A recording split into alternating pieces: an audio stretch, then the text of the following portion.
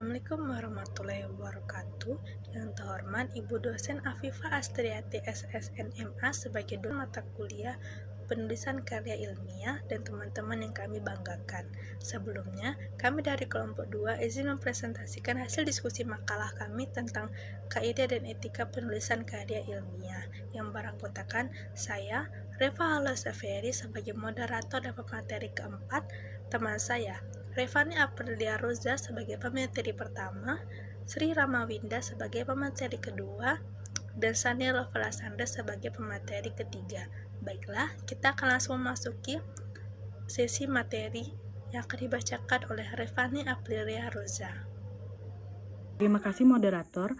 Baiklah, materi yang pertama yaitu latar belakang.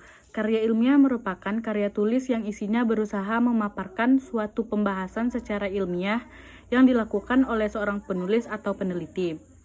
Selanjutnya, kaidah karya tulis ilmiah. Yang pertama yaitu judul. Tidak lebih 20 kata. Hindari kata kerja pada awal judul dengan gunakan akronim, hendaknya spesifik. Yang kedua yaitu abstrak.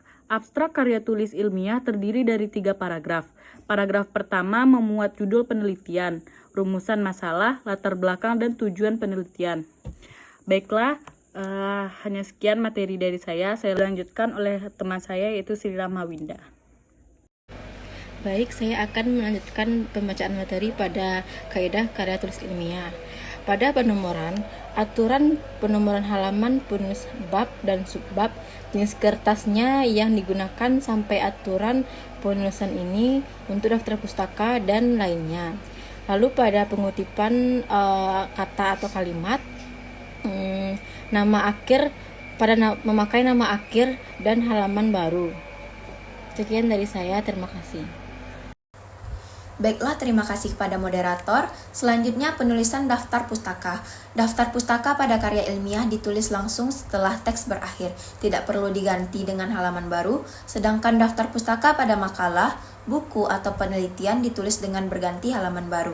Beberapa hal yang perlu diperhatikan dalam penulisan daftar pustaka. Pertama, setiap kepustakaan ditulis dengan jarak 1 spasi dan jarak antar setiap kepustakaan adalah 2 spasi.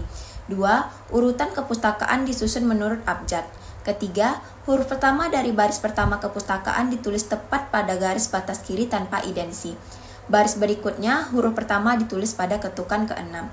Keempat, penulisan nama pengarang atau penulis dilakukan dengan cara untuk penulis pertama, nama keluarga ditulis lebih dahulu secara lengkap, sedangkan nama dirinya cukup disingkat saja. Bila nama keluarga tidak diketahui, maka terakhir dari nama tersebut dianggap nama keluarga.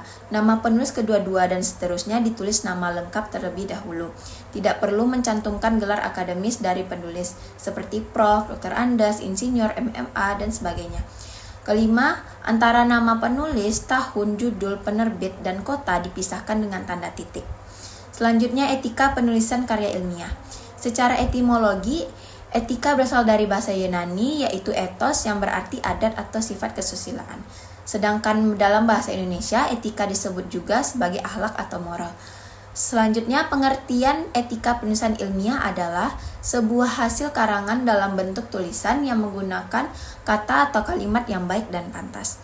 Sedangkan kode etik karya ilmiah merupakan kumpulan norma-norma yang harus diperhatikan dalam penulisan suatu karya ilmiah.